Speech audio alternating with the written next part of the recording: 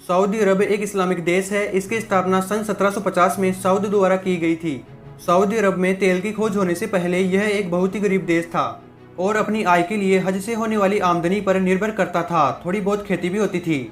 यहाँ ना तो कोई सड़कें थी और ना ही किसी तरह की कोई बुनियादी सुविधाएं। ज़्यादातर लोग अनपढ़ और कच्चे भोजन पर निर्भर थे और कबीले की तरह जीवन व्यतीत करते थे। लेकिन सन 1938 में एक अमेरिकी तेल कंपनी ने सऊदी अरब में तेल की खोज की। सऊदी अरब में विश्व के सबसे बड़े तेल के कुएं की खोज होने के बाद सऊदी अरब के दिन बदल गए। यहाँ की अर्थव्यवस्था ने तेजी से करवट ली और सऊदी अरब विश्व में तेल का सबसे बड़ा उत्पादक देश बन गया। जिन लोगों के पास खाने तक के पैसे नहीं थे, उन पर पैसों की बारिश होने लगी।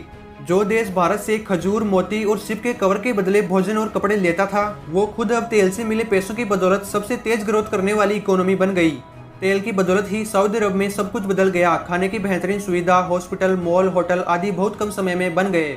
लोगों ने पढ़ाई पर ध्यान देना शुरू किया और रूढ़िवादिता को किनारे पर रख दिया।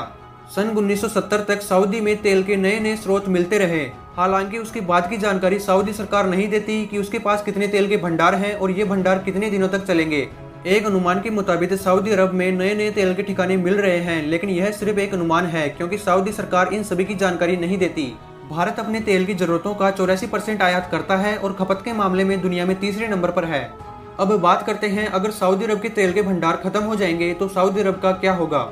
वैसे हाल फिलहाल ऐसा कोई कारण नजर नहीं आता जिससे सऊदी अरब के तेल के भंडार खत्म हो सकें, क्योंकि सऊदी अरब में नए नए तेल के भंडार मिल रहे हैं और सऊदी अरब ने खुद को अत्याधुनिक देश के रूप में विकसित कर लिया है। वहाँ एक आलीशान जीवन जीने के सारे कारण मौजूद हैं, इसीलिए पूरा विश्व सऊदी अरब में इन्वेस्ट कर रहा है। हालांकि टेक्नोलॉजी में एक नई क्रांति आने के कारण सऊदी अरब की इकोनॉमी को झटका लग सकता है और वो टेक्नोलॉजी है इलेक्ट्रिक वाहन। धीरे धीरे पूरे देश तेल के ऊपर अपनी निर्भरता को खत्म करने और अपनी इकोनॉमी को बूस्ट करने के लिए इलेक्ट्रिक वाहनों पर ज्यादा ध्यान दे रहे हैं।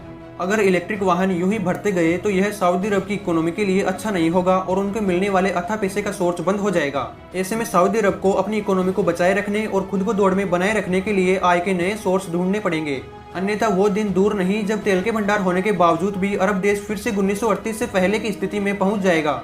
दोस्तों, अगर आपको हमारी ये जानकारी अच्छी लगी हो तो वीडियो को लाइक और चैनल को सब्सक्राइब करना ना भूलें।